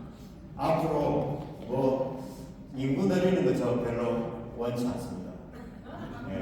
근데 하나 정말 해야 될 것은 기업들을 우리 고양시에 확실하게 유치를 시켜서 전 세계도 부러워할 정도의 산업기반 만들어서 자동도시로 가는 것이 목표입니다. 고양시가 갖고 있는 현재 관내에 대기업은 제로입니다. 아마 분당 성남에 보면 네이버나 KT, SKT 대기업들이 많이 거기에 입주하고 있죠. 예.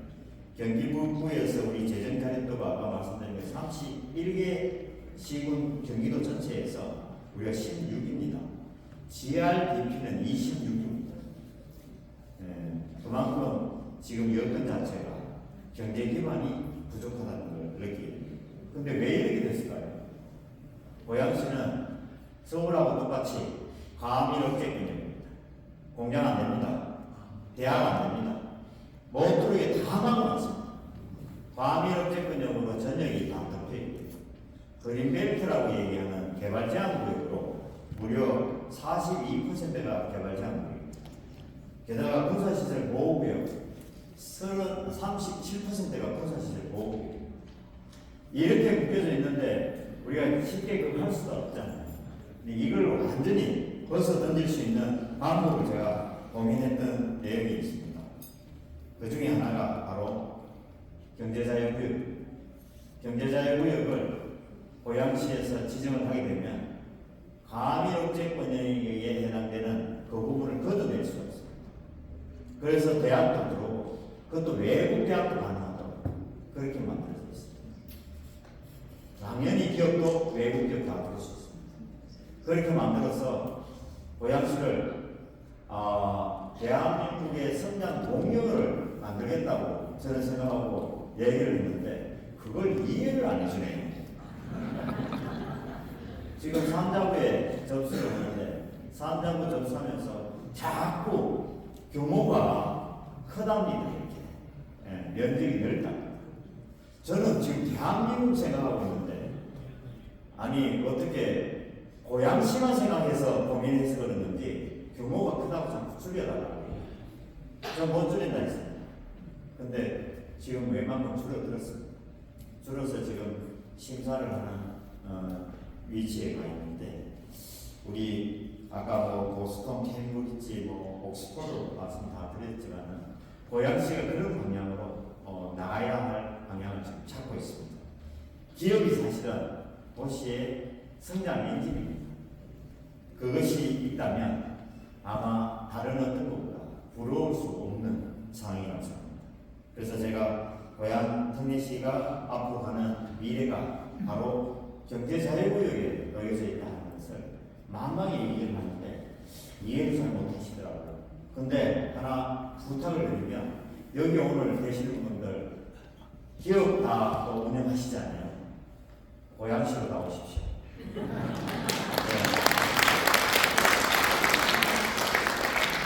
잘해드리겠습니다. 우리가 얘기하는 그리고 취득세, 등록세, 법인세도 뭐 일부, 관세는 뭐 면제도 시켜드리고 이렇게 해가지고 고양시에서 저기 기업하기 좋은 환경 만드는데 제가 옆에서 지원하도록 하겠습니다. 고양시 장점이 있다면 다른 어떤 것보다도 현재도 엄청난 장점인데 그 중에 하나가 킨텍스입니다. 마이스 산업이 아마 전국에서는 최고 수준에 도달해 있기도 하고 킨텍스는 연간 600만에서 코로나19 되기 전에는 700~800만 명까지도 방문을 했던 곳입니다. 앞으로 제3 전시장이 만들어지면 고양시는 1000만을 방문하는 그런 도시가 될 거라고 생각합니다.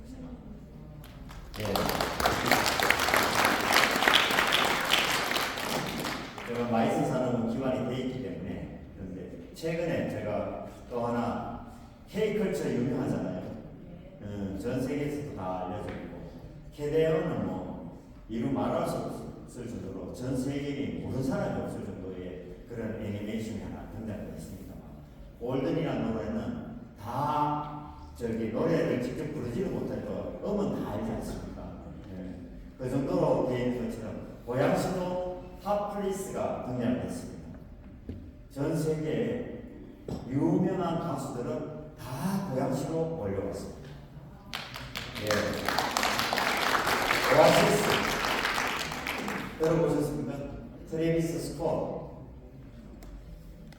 카니 웨스트, 콜드플레이, 영어로 더 하겠습니다. BTS, 블랙핑크, 아이유, 이거는 우리나라 그런 가수들이 다 고양시에서 공연을 했습니다.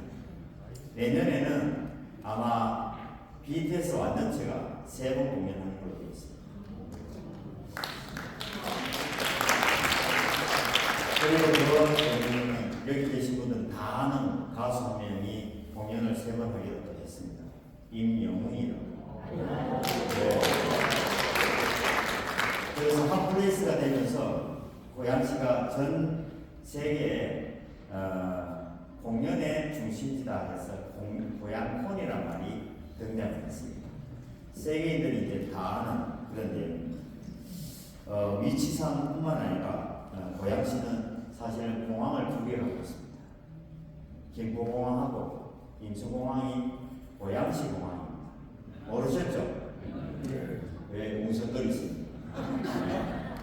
고양시 공항이라는 이유는 고양시에서 가장 접근이 빠르고 쉽고 만들어져 있기 때문에 고양시민이 이용하기는 제일 편리하게 있기 때문에 제가 고양시 공항이라고 합니다. 전 세계인이 왔을 때 공연을 하는데 공항에서 바로 오다 보니까 아주 편리하다고 얘기를 많이 하고 그래서 공연도 성공을 했던 이유도 거기 있습니다. 외국인들도 많이 왔습니다. 75만 명이 관람객인데 15만 20만이 외국인이었습니다.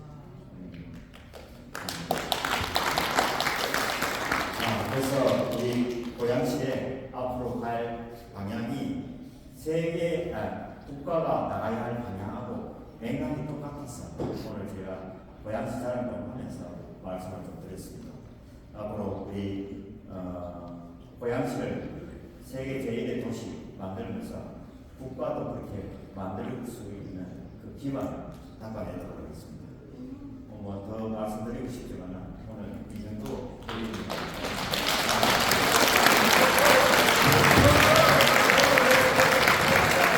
이동환 시장입니다. 큰 박수를 부탁드리겠습니다. 수고하셨습니다.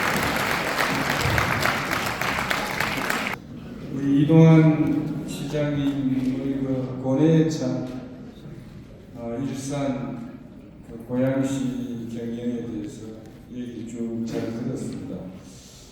사실 그 일산은 여러분들이 잘 아시다시피 우리 대한민국 1기 신도시 그 분당, 일산, 편촌 이걸 전부 통틀어서 1기 신도시라고 하지 않습니까? 그 분당은 대표적으로 성공한 1기 신도시고 그 일산 고양시 쪽은 뭐 실패했다 그렇지만은 이게 문제가 일산이 자꾸 배드타운화 되는 거예요. 그게 이제 도시가 발전을 하려면 역동적인 도시가 돼야 되는데 잠자로 다니는 곳이 되면 안 되거든요. 제가 살고 있는 우리 강동구도 사실 서울에 있고 강남 4구에 속하지만은 그쪽도 거의 잠자는 곳 같습니다. 그렇게 되면은 도시가 발전을 하려면 역동적인 모습을 갖춰야 되는데 역동적이 되려면 대학이 유치가 돼야 되고 대학이 생겨야 젊은 애들이 끓는 거예요. 젊은 애들이 끓어야 역동적인 이 생활이 나오는 거예요. 그래서 물론 뭐 일산에는 뭐 킨텍스라는 뭐 좋은 적이 있지만 사실 그 시장님께서 고양시 경영하는데 여러 가지 어려움이 많겠다 저는 그런 생각을 하고요. 그게 뭐 또 대학 유치가 어떻게 뭐 1, 2년 만에 되는 것도 아닙니다. 이게. 그리고 또 뭐 시시끌렁한 대학을 들어봐야 또 별 인기도 없고 그런 문제가 있고요. 그래서 우리 이동환 시장을 이 자리에 계신 여러분들이라도 잘 기억을 해주시라. 참 괜찮은 인재인데 우리나라를 위해서 계속 중용이 되도록 하기 위해서도 여러분들이 이렇게 관심을 가지고 기억을 해주십사 이런 말씀을 드리고 또 오늘 주요 강연 내용에 보면은 사실 뭐 주 52시간 근로 또 그리고 뭡니까 노란봉투법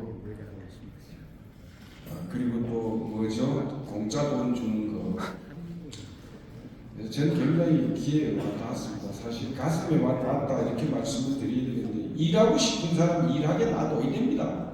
왜 법으로 그걸 막습니까? 나 돈 좀 더 벌어서 내 좀 더 잘 살고 싶다라는 사람들 일하게 놔둬야죠. 그걸 왜 막습니까? 난 웃기는 놈들이다 나 이렇게 생각해요. 그 다음에 노란봉투법이요. 우리 이동환 시장께서도 파업 유도법이다 이랬는데 사실 맞습니다. 그게 뭐 파업을 유도하게 놔둔다 이건 아니지만은 파업을 했을 때 사측에서 회사 측에서 손해가 나도 그 구상권 청구를 못하게 만들어 놓는 거예요. 일반적으로 불리한 거는 말이 안 되는 겁니다. 니들은 그냥 파업하고 싶으면 마음대로 해도 괜찮다 이런 거예요. 그래서 파업 유도법이다 이렇게 말씀을 드리고 사실 여러분들 뭐 이동환 시장이 아까 공짜 돈 안 받았다 그랬잖아요. 저도 안 받았습니다. 누가 뜻있는 나라 생각하는 사람이 그걸 어떻게 받습니까? 빚내가지고 주는 거를 그 왜 줍니까? 누구 달라 그랬습니까? 그 왜 주는지 아세요?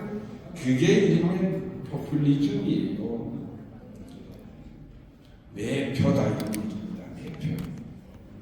그 매자가 8매자가 있고 3매자가 있는데 3매자를 써가지고 매표다 이런 얘기입니다.